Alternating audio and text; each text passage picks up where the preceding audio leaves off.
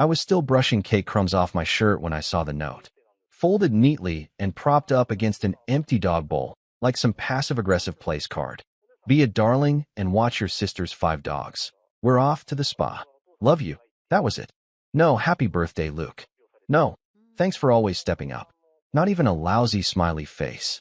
It was my 21st birthday. 21. I wasn't expecting fireworks or some grand gesture, but I thought, stupidly, that maybe this year would be different. Maybe they'd remember that I wasn't just a built-in babysitter with a driver's license and a pulse. Maybe someone in this family would treat me like an adult, or at least like a person. But no, of course not. Why would they? I was the responsible one, the quiet one, the one who didn't cause scenes, didn't pick fights, didn't make everything about himself. That was always Kayla's job. Kayla, my older sister by 2 years and my parents' favorite child since birth. She had a flair for drama and a talent for weaponized helplessness. When she wrecked her car, Dad bought her another. When she dropped out of college for the 3rd time, Mom turned it into a journey of self-discovery. When she impulse adopted 5 high-strung rescue dogs from a sketchy online breeder, guess who got guilt into feeding them every time she had a mental health break? Yours truly. Me. Luke, the human doormat. I should have seen it coming. The way my mom had been floating weird comments all week like, "You don't have plans this weekend, right? Or you love dogs, don't you? You're so good with them." And my dad, God, my dad, just chuckled behind his newspaper like it was all so charming. But I didn't press. I didn't ask. I never do. Because after 2 decades of walking on eggshells, you stop questioning the people who keep handing you the broom. To be fair, I didn't even notice the note at first. I'd gotten back from class late, final semester of undergrad, trying to keep my GPA alive, and found the house eerily quiet. No blaring TV, no fake laughter from the kitchen, just the low whimpering of dogs behind the sunroom gate. The smell hit me before anything else. That ripe, humid stench of unwashed fur and cheap kibble. And there they were, all 5 of them. Snarling, yapping, pacing like furry inmates on death row. No food in their bowls. No water either. And taped to the counter, right above the bag of unopened dog treats, was that freaking note. For a second, I just stood there in stunned silence. I even laughed a little. Not because it was funny, but because I didn't know what else to do. I picked it up, turned it over, as if maybe there'd be a "just kidding" on the back. Nope, just a second note, tucked behind the first. This one in Kayla's loopy cursive. THX bro. They eat twice a day, love belly rubs, and please don't let them on the couch. Also, Trixie's allergic to beef. Sorry, no timestamp. No heads up. Just dumped on me like always. I don't know why that moment broke something in me. Maybe it was the fact that I'd spent the entire day waiting for someone, anyone, to acknowledge my birthday. Not a single call from my parents. No text from Kayla. Even the group chat with my old high school friends was dead silent, save for a meme someone had recycled from last year. And here I was, elbow deep in dog duty for people who couldn't even be bothered to say happy birthday. Not once. I sat down on the armrest of the couch, careful not to let the dogs jump up, as if that rule still mattered, and just stared at the floor. My phone buzzed. It was a selfie from my parents. Mom in a white robe, Dad flashing a peace sign, both of them lounging in a massage room. The caption? Finally some R&R. I swear to God, they looked younger, happier, freer. Like dumping their responsibilities on me had been the vacation itself. I didn't reply. I didn't even open the text. I just locked my phone, leaned back, and let one of the dogs sniff my shoelaces. There was this tightness in my chest. Not anger exactly, but something colder, deeper, like I'd finally hit my emotional credit limit. And all I could think was, I'm done. But the thing is, when you're the good kid, saying I'm done doesn't come easy. You rehearse it 1,000 times in your head before you ever say it out loud. You imagine fights that never happen, monologues you'll never deliver. Because you're too used to being the fixer, the helper, the one who stays behind and cleans up the mess. So I didn't yell. I didn't call them up and demand an explanation. I didn't even rant in the family group chat like Kayla would have done. I just stood up, walked upstairs to my room, and started packing. Not angrily, just methodically, like I was cleaning out a hotel room, not leaving my childhood home. A few changes of clothes, laptop, chargers, the small stack of birthday cards I'd saved from past years, most of them from professors, old friends, even a neighbor down the street. None from family. Downstairs, the dogs were still pacing, whining, confused. I didn't blame them. They hadn't asked to be dragged into my sister's self-centered circus. But I wasn't going to be their collateral damage either. Not anymore. 2 hours later, I was gone. I left the house spotless. Not for them, for me. I fed the dogs, filled their bowls with fresh water, and left the baby gate open so they had full run of the place. They'd figure it out. Or not. I didn't care. And when my parents came back that night to a shredded couch, claw marks on the doors, and tufts of fur covering their precious rugs, well, let's just say they were in for one heck of a welcome home party. But I wouldn't know, because by then, I was 3 towns away, checked into a cheap motel with a vending machine dinner and a peace I hadn't felt in years. And for the first time in my life, I didn't pick up when they called. I didn't check my phone for 2 whole days. Not because I was trying to prove a point, but because I needed the silence. I needed to sit in the stillness of that motel room, all beige wallpaper and flickering light bulbs, and figure out what the hell I was doing with my life. I'd brought one backpack, a half-charged phone, and the birthday gift I bought for myself, a second-hand camera I'd been eyeing for months. I was going to take it out that weekend, maybe hike up to Old Ridge Trail and shoot the sunrise, maybe get some distance. But now I just stared at it, still wrapped in the paper bag I'd carried it home in. The voicemail inbox filled up fast. First it was Mom, sweet and sugar-coated. "Hi, honey. Just checking in. I'm sure there's a good reason you left. We're back now. The dogs were a little rowdy, but no biggie. Anyway, call me when you can." Then Kayla, more casual. Hey. So the dogs wrecked the couch. Like, destroyed it. You couldn't have at least crated them or something. Seriously." She hung up without even pretending to care. Then Dad, the disappointed tone. "Luke, you left without saying anything. That's not like you. You should have told us. We would have made other arrangements. Just call your mother back, would you? Would have made other arrangements. Right. Like how they would have paid attention to my birthday if I'd just reminded them. Or would have cleaned up after Kayla if I'd just asked nicely. That's the thing about my family. They always speak in retroactive empathy. Like their concern only kicks in after the damage is done, and even then, it's conditional. On Monday morning, I finally cracked and listened to the latest voicemail. Kayla again. "Okay, what the hell, Luke? The dogs ruined the floor. Like, actual damage. Scratch marks everywhere. The couch cushions are toast, and Mom is freaking out about the carpet. You owe us for this. You just left them here? Who does that? Call me." That one got to me. Not because I felt guilty, I didn't, but because it confirmed what I'd always suspected. I was never the sibling. I was the cleanup crew, the fallback plan, the second string. They didn't care that I was gone. They cared that their furniture was ruined and their weekend was wasted. And somehow that was my fault. I still didn't respond. I checked out of the motel, drove 2 hours south, and crashed on a college buddy's couch for a few nights. Aaron didn't ask questions, just handed me a beer and tossed me a blanket. We watched old movies and made boxed mac and cheese like we were back in sophomore year. It was the most seen I'd felt in weeks. Meanwhile, back home, the group chat blew up. MO on Monday, 9:17 a.m. "Luke, please. This isn't like you. We need to talk." Kayla Monday, 11:03 a.m. "The cleaning estimate is $840. We're splitting it 50/50ths. Fair is fair." Dad Monday for 51 p.m. "Your mother's upset. That rug was a gift from her grandmother." Kayla Tuesday, 8:40 a.m. "You think this is funny? Grow up." MOM Tuesday, 12:10 p.m. "Luke, you're acting like a child. This isn't how family works." That line did it. This isn't how family works. I stared at that sentence for a long time. Reread it until the words lost meaning. Because if this was family, if using someone, ignoring them, guilt-tripping them, then calling it love, then maybe I didn't want any part of it. I finally typed back a single message. "You left me a note." And then I muted the thread. The next day, Kayla showed up to Aaron's place. I should have known she'd track me down. I'd forgotten she followed me on SnapMap. She banged on the door like she owned the place, yelling my name like we were still 12 and I'd taken her hairbrush. Aaron answered before I could stop him. "Is Luke here?" she asked, hands on her hips, wearing oversized sunglasses like she was dodging paparazzi. Yeah," Aaron said. "Should he not be? I need to talk to him." "Then talk." He shrugged and stepped aside. I stayed seated on the couch. I didn't even look up from my phone. Kayla stomped in like a one-woman storm. You seriously just vanished? You didn't think about the dogs, about mom, about me? I thought about all of you, I said calmly. That's the problem. She blinked. You're being dramatic, says the woman who left 5 animals in a house with no warning. They're not animals, Luke.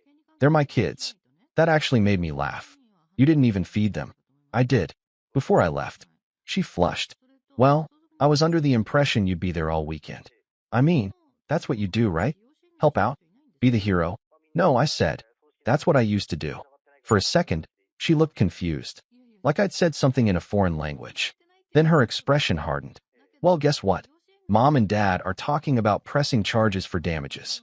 That got Aaron's attention. You're kidding. I'm not, she snapped. They're serious. The floor's ruined. The rug's done. The spa won't refund them. It's your fault. My fault. I stood up. Not yelling. Not towering. Just tired. You left me a note. You didn't ask. You didn't call. You expected me to drop everything. On my birthday. Because that's what I always do, right? And now that I didn't, I'm the villain. Kayla crossed her arms. You abandoned the dogs. They weren't mine to begin with, I said. Silence. Long, uncomfortable silence.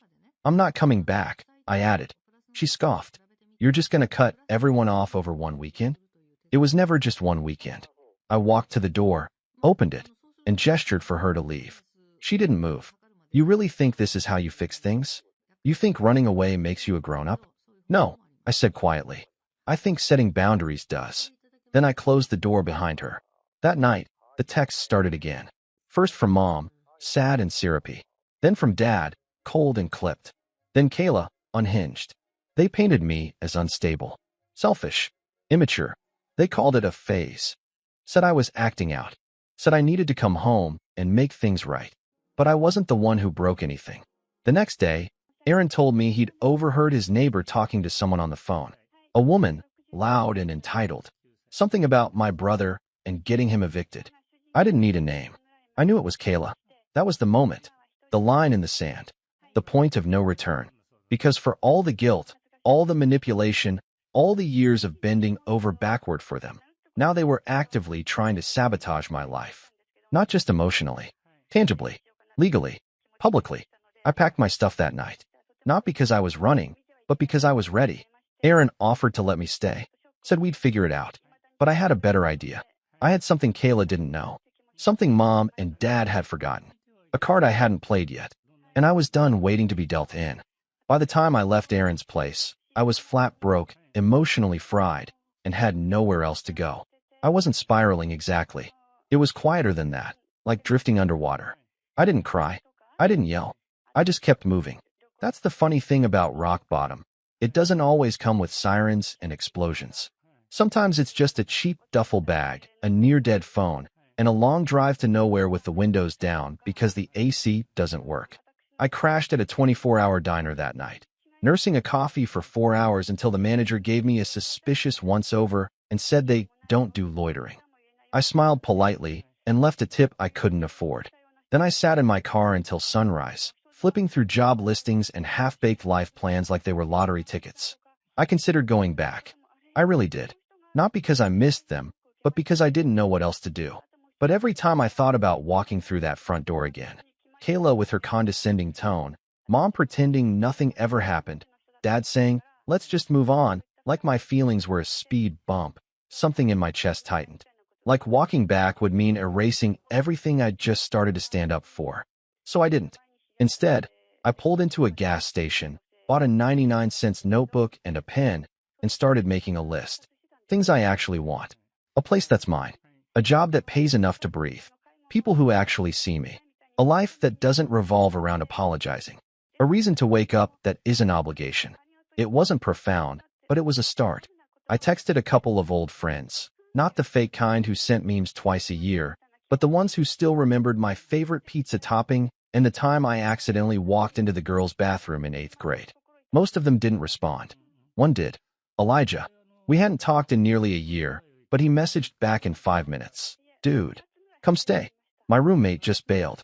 You'd actually be saving my rent. So I drove another 6 hours. Elijah lived in a worn-down 2-bedroom apartment above a bookstore. The stairwell smelled like mold and burnt popcorn, and the shower made a high-pitched squeal if you turned the handle too fast. But it was warm and quiet, and no one expected me to feed 5 dogs or stock the fridge. He didn't ask what happened, just threw me a blanket and made me eggs like we were back in freshman year. "Stay as long as you need," he said. I got a job 2 days later. It wasn't glamorous, a part-time shift at a print shop down the block. Minimum wage, fluorescent lighting, an old guy named Barry who kept calling me kid, even though we were probably the same age. But it was honest. And for the first time in months, I didn't dread waking up. I'd walk to work every morning with a thermos Elijah loaned me, earbuds in, hoodie up, breathing in the cold air like it meant something. Like I was finally part of the world, not just watching from the bleachers. Nights were quieter. I'd sit on the fire escape with my camera, snapping long exposures of the street below, trying to remember how it felt to be curious about life again. I started posting the photos online. Nothing serious, just a throwaway Instagram account where I could drop pictures without anyone judging. I didn't expect much, but people started noticing. A travel blog reposted one of my shots. Then a small art collective DM'd me, asking if I wanted to contribute to their next zine. I said yes before I could talk myself out of it. It wasn't money, not yet, but it was something better, recognition. One night, a message popped up from an unfamiliar account. It was a woman named Grace, said she ran a small creative agency looking for a photographer for a local event. I told her I didn't have gear. She said, "We'll rent it. Just bring your eye." I almost said no. I was still walking around with imposter syndrome like a second spine. But something in me, some tired, stubborn part that had lived too long in the shadows, said yes. The event was a community fundraiser. Nothing fancy, but I showed up early, stayed late, and shot everything I could. Kids playing tag under string lights, a grandpa slow dancing with his wife on a creaky wooden stage, someone spilling lemonade and laughing about it. Real stuff. Unfiltered. Unposed. When I sent Grace the photos, she replied with one word, "Wow." She paid me $150 and asked if I'd be interested in doing another shoot. Then another. 2 weeks later, I bought my first real camera with the money I'd saved. Around that time, Kayla started texting again. First, it was subtle. Hey, just checking in every few days. Then, "We haven't seen you in a while. Mom's been worried." Worried. Right. Like she hadn't tried to get me kicked out of Aaron's place. Like she hadn't called me selfish and unstable. I ignored her. Then came the guilt trip texts. "Kayla, Wednesday, 6:42 p.m. It's been 2 months, Luke. Are you seriously ghosting your entire family over a dog-sitting thing?" Kayla, Friday, 11:10 a.m. Mom's birthday is coming up. If you don't show up, she'll be crushed. Just saying. Kayla, Saturday, 2:37 p.m. Okay. Wow. So this is who you are now? Mr. Independent with his little camera business? Good for you. Don't forget who helped you get there. That last one nearly made me throw my phone across the room. Helped me? They hadn't even said happy birthday. They hadn't supported my photography when I was 16 and wanted to take classes. Dad had called it a hobby, not a career. Mom told me to be more realistic. I stared at the message for a long time. Then I blocked her. That was the day I realized something important. Rock bottom wasn't just a place. It was a filter. It showed you who would come looking for you when you vanished, and who would only miss what you used to do for them. Elijah threw me a small birthday dinner a month later, belated, but it was the first one that actually felt like mine. A couple friends from the art collective showed up. Grace brought cupcakes. Barry from the print shop even stopped by with a used camera strap and said, "Don't tell anyone I'm soft." I didn't, but I wrote him a thank you note anyway. I was still broke, still rebuilding, but I felt whole. There was this quiet strength growing in me, like muscles I didn't know I had. I wasn't angry anymore, not exactly. Just done. Done begging to be included. Done waiting to be chosen. Done playing the part of the dutiful son and convenient brother. I'd started writing again, too. Nothing serious, just journaling. But it helped.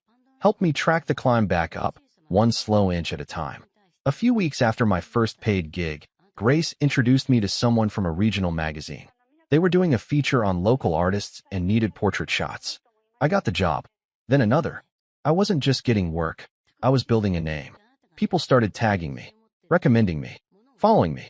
I wasn't famous, but I was free. And that's when I saw it. A new post from Kayla on Facebook. A photo of our family house, pristine and renovated. A caption that read, grateful for new beginnings. Family first, always. And the kicker? My name tagged at the bottom, like I'd had anything to do with it. Like I was part of the team again. I felt my jaw tighten. I hadn't spoken to them in months. I hadn't gone home. I hadn't answered a single call. And yet here she was, rewriting the narrative in real time, playing the loving sister, erasing the part where she used me and tried to ruin me when I walked away. But I wasn't going to argue with her. I was going to show her. Not through words, not through some dramatic confrontation, but through something better. Because by then, I wasn't just surviving anymore. I was planning, and what I had in mind would make them wish they'd never handed me that note.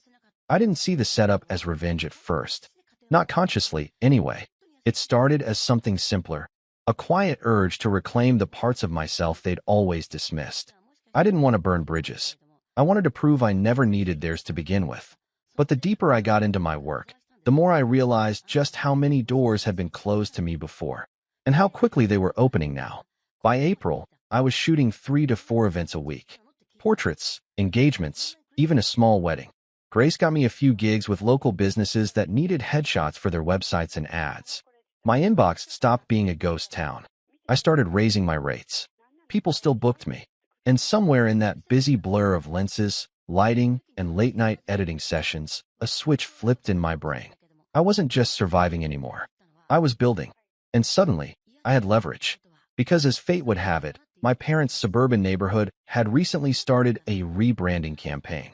Some property developer had bought up 3 lots and was turning them into a community space, complete with a coffee shop, a new dog park. And this is where I started laughing, a Creative Commons for local artists to showcase work and hold events. Guess who got the contract to photograph the groundbreaking? Me. Grace pitched me without telling me first. I got the confirmation email one morning before breakfast. I reread it 3 times to make sure it wasn't a prank. And then I saw the name on the community board sponsorship committee, Linda Matheson, my mother. The same woman who once told me photography was a nice little hobby, but I'd never make a living from it. Apparently now I was qualified to capture her ribbon-cutting ceremony. The layers of irony were so rich, I didn't even know how to process it. Part of me wanted to decline out of principle. Another part, the part that had carried their emotional baggage like a pack mule for 21 years, saw the opportunity for what it was. An open door, not into their house, but into their world. And this time, I got to decide what story got told. So I said yes. Grace arranged the shoot logistics. I scoped out the location, marked lighting angles, tested sound. Every detail locked down. I wasn't just going to show up. I was going to own it. I started prepping a behind-the-scenes vlog, my first. Just raw footage of me setting up tripods, narrating the layout, giving tips for event coverage. But halfway through filming it, I had an idea. What if the video wasn't just behind the scenes? What if it told the real story? Not the one my parents would post on Facebook. Not the polished version Kayla would share with some syrupy caption about the value of community. But my story. I didn't make it bitter. I made it honest.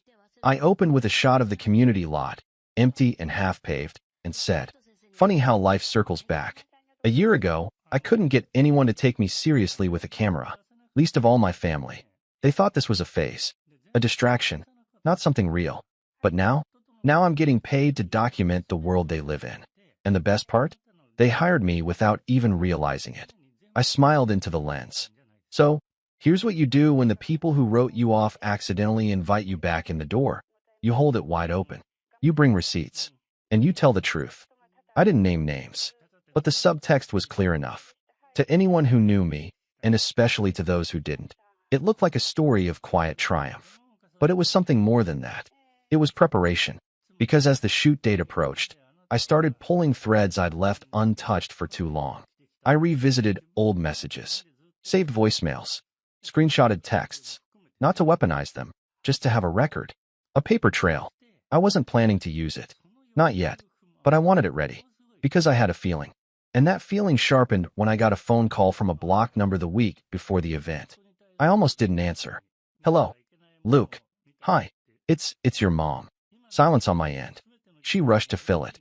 "I heard you're doing the photos for the groundbreaking." I didn't realize it was you until they sent over the contract. Still, I said nothing. "We're really proud of you," she added awkwardly. "You've come a long way." I let that hang. Finally, "Thanks." Pause. Will you be staying after? There's a small dinner afterward.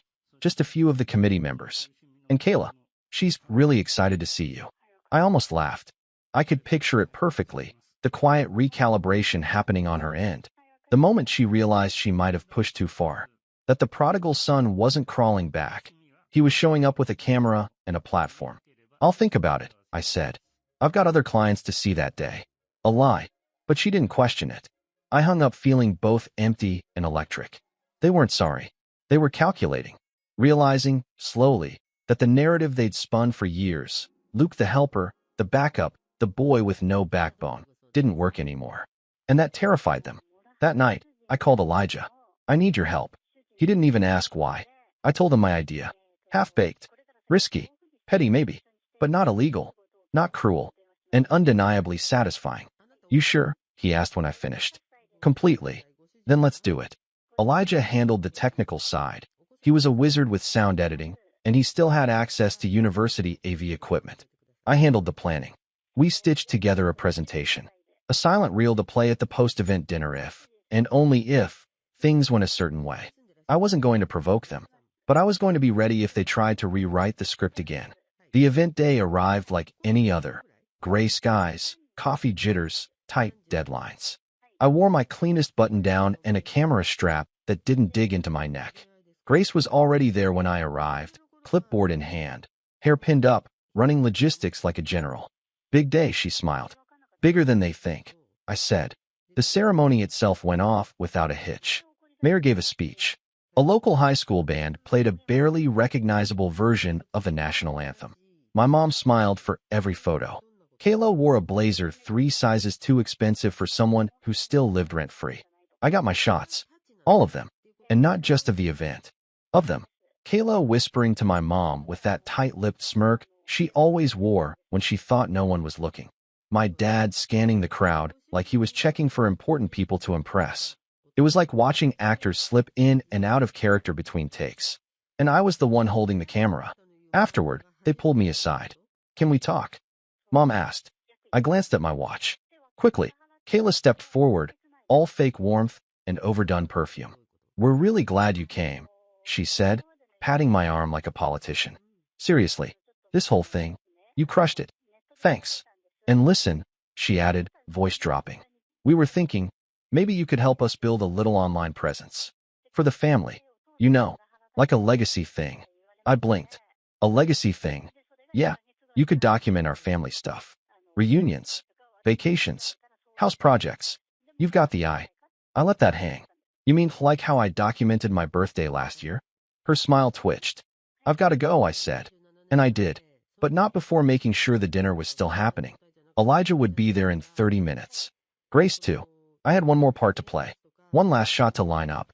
And if everything went the way I expected, they'd finally see the whole picture.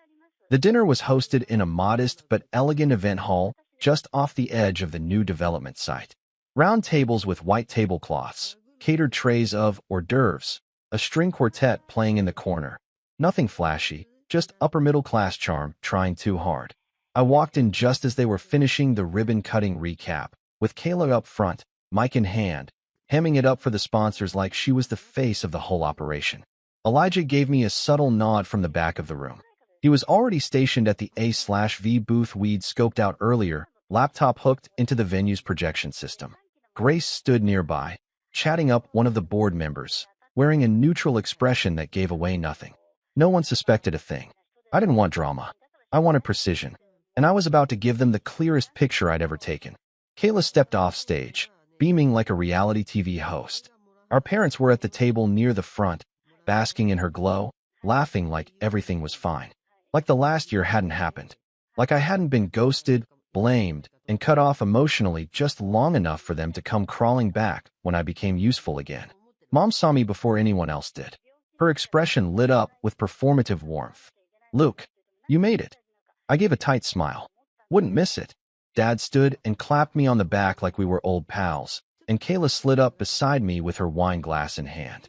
Did you see the turnout? She said, like I hadn't photographed every single face in the crowd. You really captured something special today, Luke. I mean it. I know, I said flatly. And I'm glad you think so, because I brought something special to share. That caught her off guard. Oh, you edited already. Sort of. I gave Elijah the signal. He tapped a few keys. The quartet stopped playing as the lights dimmed slightly. A few people looked around, curious but not alarmed. This won't take long, I said to the room. Just a short piece I've been working on. Not for the sponsors. For the family. I watched Kayla's smile freeze. Mom's wine glass paused mid-sip. Dad raised an eyebrow, but stayed silent. Then the video began. It started harmless. Clips of the ribbon cutting, the band, the crowd, all framed beautifully, almost like a tourism promo. A few murmurs of approval from the audience. My mother nodded.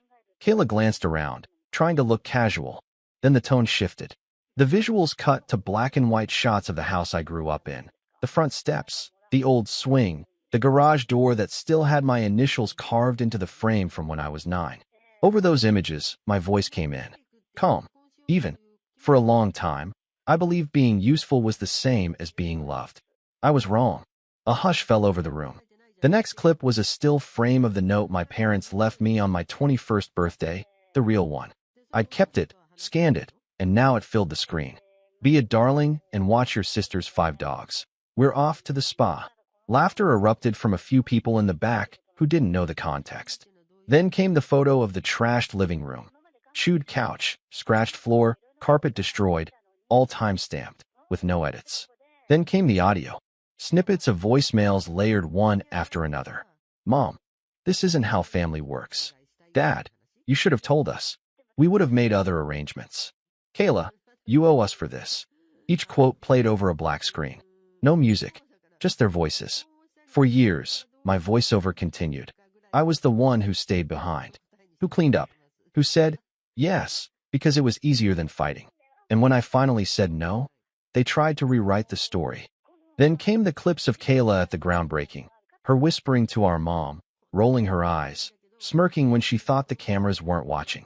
Then, and this was the kicker, a still of her Facebook post tagging me as if I were part of their success. My name, underlined in red. The caption, family first, always. My voice came in one final time. This is what happens when you stop letting people use your silence to build their own legacy. You start telling your version of the truth. The screen faded to black. A single phrase appeared, white text on dark. Some pictures don't need captions. Silence. Long, uncomfortable. Deafening. Then someone in the back, one of the younger board members, started clapping. A few others joined in. Polite. Confused. Unsure what they'd just watched, but moved nonetheless. My mom sat frozen, hand clenched around her wine glass. Kayla stared daggers through me. Lips parted like she wanted to say something, but couldn't find the script. My dad leaned back in his chair, face unreadable. I didn't wait for them to speak. I stepped up to the mic. Thank you for watching, I said simply. Photos from today's event will be sent to your inboxes by Friday. That concludes my part in this project. And with that, I stepped away. Grace intercepted me halfway to the door. Holy hell, she whispered, grabbing my arm. Are you okay? Better than ever. Elijah was already packing up the laptop, trying not to smirk. Remind me never to piss you off. I smiled. You'd have to matter a whole lot more to me first. We left before the fallout could start. But the fallout came anyway. The next morning, my email was full. 3 requests from local publications asking to feature the video as part of a series on toxic family dynamics. 1 message from a nonprofit asking if I'd consider doing a short film on emotional abuse in family systems. And 24 new client inquiries for photography work. I didn't hear from my parents directly, but I did get a voicemail from Kayla. Luke, she said, her voice tight, carefully modulated. That was low. You embarrassed Mom. You made us look like monsters. You think you're better than us now? Fine. But don't expect anyone to come crawling after you. You burned that bridge. Hope it was worth it. I didn't respond. I didn't need to, because sometimes silence is louder than any speech. I didn't go home after that. I didn't show up for Mother's Day. I didn't make peace. But I also didn't carry the weight anymore. I was free. My business grew.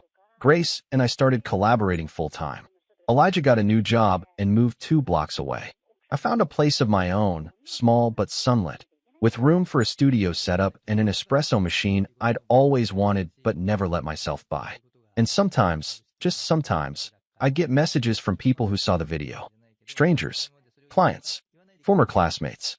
Thank you for saying what I couldn't. You gave me the push to walk away. I finally feel seen.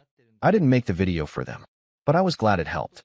Sometimes revenge isn't about ruining someone else. Sometimes it's about reclaiming yourself and making sure the world hears you loud and clear. I printed one of my photos, a shot of that old swing in front of my childhood home, slightly tilted, with the sun just catching the edges of the chipped paint. I hung it above my desk, a reminder that even broken things can be framed beautifully. And some stories, especially the painful ones, deserve to be told. Not whispered, not rewritten, told. And when you finally do, you don't need their permission. You just need a camera and the courage to click.